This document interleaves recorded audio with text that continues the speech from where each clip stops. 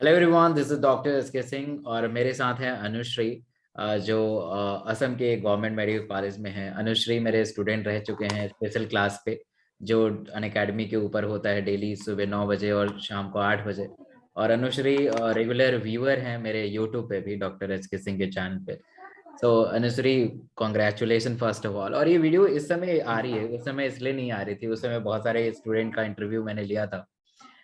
इस समय बहुत सारा आप लो फील करते हैं, मतलब जैसे जैसे एग्जाम नजदीक आता है तो आपको लगता है कि मेरे से सिलेक्शन नहीं होगा, कहीं ना कहीं आप छूटते जा रहे हैं। तो शायद ये वीडियो आपको हेल्प आउट कर सके, आपको मोटिवेट कर सके, क्योंकि अनुश्री भी बिल्कुल आप ही के ही जैसे हैं, और इन्होंने भी आप ही के जैसे ही तैयारी की थी और ये गवर्नमेंट मेडिकल कॉलेज में है।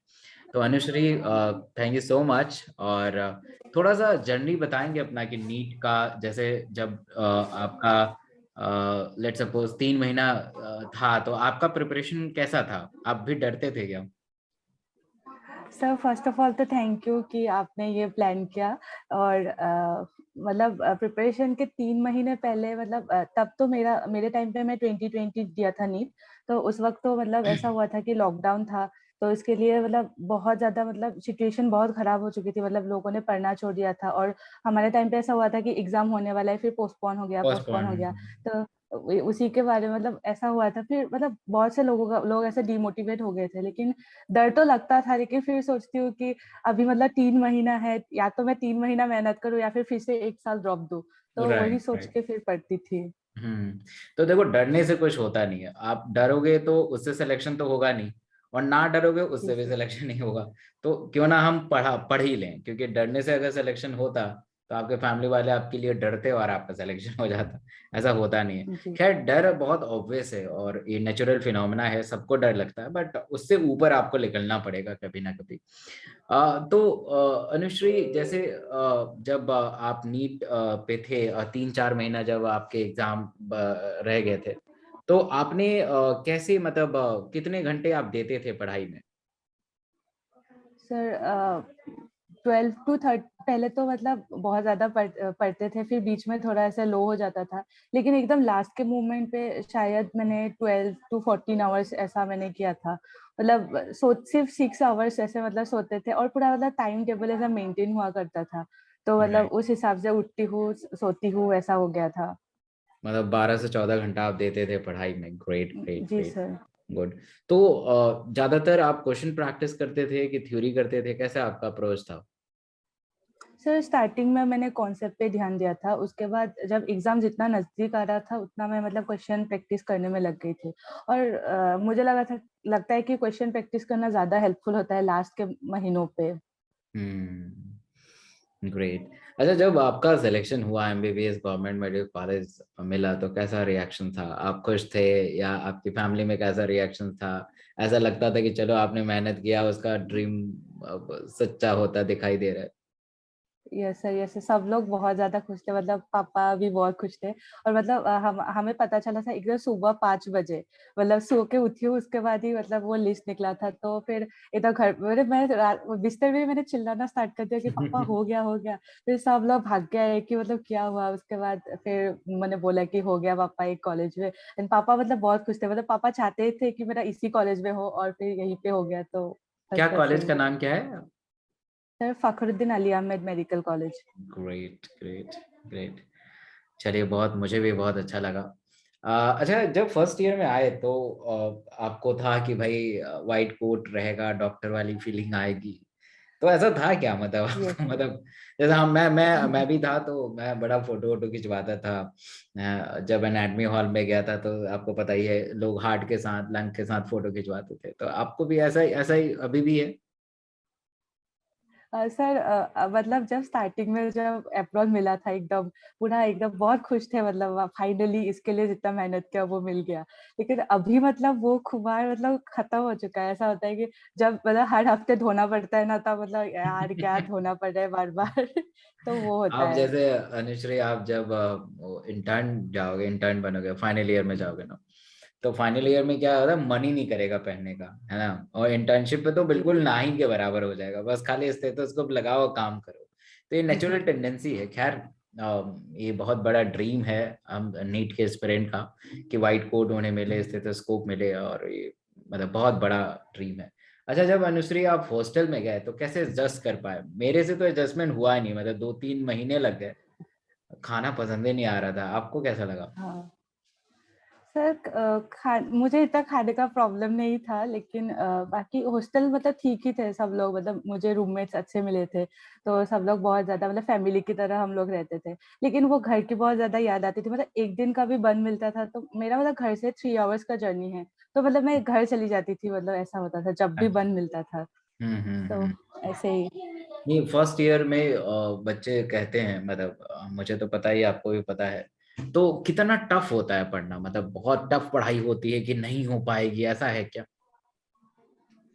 सर मतलब नहीं तो मैं ये तो नहीं बोलूंगी कि नहीं हो पाएगा, क्योंकि सबका हो ही रहा है इतने हो ही सालों रहा है से, और तो सबका हो ही जाता वैसे है। हाँ। हो ही हम्म। जाता है, मतलब जैसे तैसे हम्म। करके। बस वो होता है कि वो होनी चाहिए कि अंदर की हो जाएगा, अभी आए तो करना तो पड़ेगा ही। और फिर थोड़ा टफ तो होता है स्टार्टिंग में आते ही, मतलब एक तो ऐसा होता है इतने दिनों से पढ़ रहे हैं, फिर पूरा बहुत ज्यादा चिल्ड आउट हो जाता है मतलब कॉलेज आते ही। और हम्म। फिर उसके बाद पढ़ाई स्टार्ट करने में हमारे भी बहुत लेट हो गई थी, मतलब स्टार्ट करते करते। लेकिन हम्म। फिर लास्ट में ऐसा हुआ कि अभी तो करना ही होगा, तो फाइनल्स एग्जाम आ गए, तो फिर जम के पढ़ाई की और फिर हो गया ऐसे। हो गया, राइट, सबका हो जाता है, मतलब लोगों को लगता है कि एमबीबीएस बहुत टफ है, बहुत सारी बुक पढ़नी पड़ेगी, हाँ। जैसे आप सेकेंड ईयर में आए हो, 1.5 साल का ईयर है, पैथोलॉजी, फार्माकोलॉजी, बड़े बड़े सब्जेक्ट हैं।